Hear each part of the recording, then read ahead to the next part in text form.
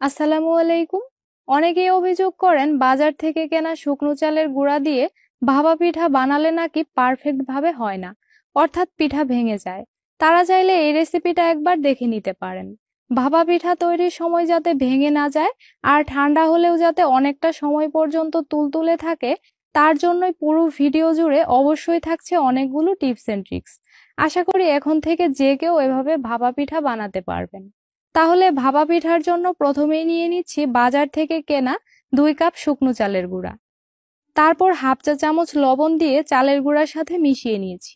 লবণ আপনাদের স্বাদ মতো দিতে পারেন।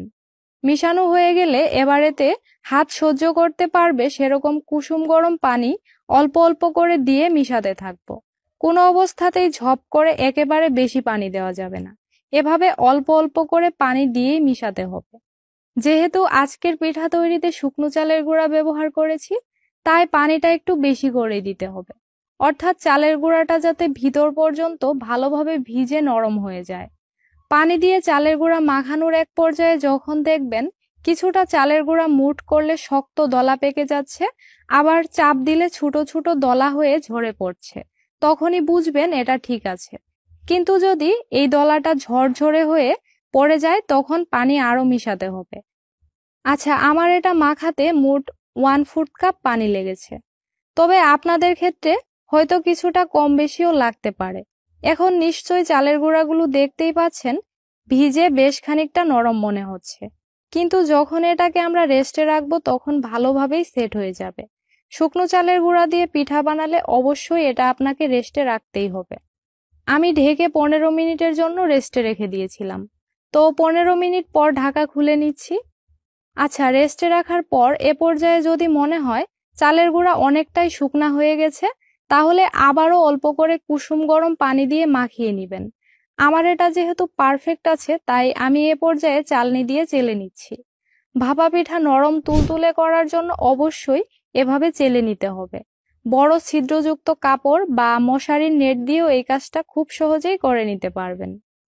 চেলে নেওয়ার পর পিঠার শেপ দেওয়ার জন্য আমি স্টিলের একটা বাটিতে এখান থেকে চালের গুঁড়া দিয়ে দিচ্ছি। তারপর হাত দিয়ে আলতোভাবে চেপে চেপে বাটির সব দিকে চালের গুঁড়া ছেদ করে নিয়েছি। এবার স্বাদ মতো খেজুরের গুড় দিয়ে আবারও উপরে চালের গুঁড়া দিয়ে ঢেকে দিচ্ছি। চাইলে আপনি গুড়ের সাথে নারকেল কুড়িয়েও দিতে পারেন। এখন একটা পাতলা কাপড় দিয়ে বাটিটা মুড়িয়ে নিয়েছি। আর আজকের পিঠাগুলো আমি স্টিলের ছাঁকনিতে ভাপ দিব। তাই পিঠাটা এইভাবে ছাঁকনিতে বসিয়ে নিয়ে আলতোভাবে বাটিটা একটু টোকা দিয়ে তারপর সাবধানে উঠিয়ে নিচ্ছি। এখন পাতিলে আগে থেকে গরম হতে দেওয়া পানির ভাপে এই ছাঁকনিটা বসিয়ে ঢেকে দিচ্ছি। ছাঁকনিটা যেহেতু অনেক বড় বড় ফাঁকা তাই অনেক দ্রুতই পিঠাগুলো হয়ে যাবে। তবে যদি পানির ভাস্পগুলো পাতিলের সাইড দিয়ে বের হয়ে যায় সেক্ষেত্রে কিন্তু পিঠা হতে অনেক বেশি সময় লাগবে।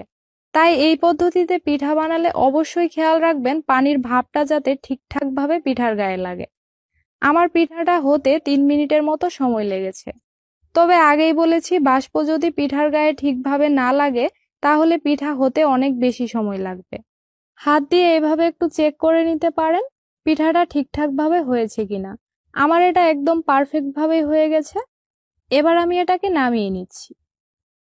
আচ্ছা, এখন আমি বাজার থেকে কেনা ভাপা পিঠা তৈরির পাতিল দিয়েও একই পদ্ধতিতে একটা পিঠা আপনাদেরকে বানিয়ে দেখাচ্ছি। আর এই পিঠা হতে আমার সময় লেগেছে মাত্র 1 মিনিট। আসলে যে যাই বলুক, সত্যি বলতে সবচেয়ে ভালো হবে যদি আপনি ভাপা পিঠা তৈরির জন্য এসব ঝামেলা না করে এরকম একটা পাতিল কিনে নেন। তাহলে ব্যবহার করতে পারবেন অনেক দিন পর্যন্ত। সেই সাথে গ্যাস এবং সময় দুটোই বেঁচে যাবে। তার মানে কিন্তু আবার এটা ভাববেন না যে আগের পদ্ধতিটাতে পিঠা হবে না। অবশ্যই হবে, তবে সময় একটু বেশি লাগবে। পার্থক্য এতটুকুই। কথা অনেক হলো।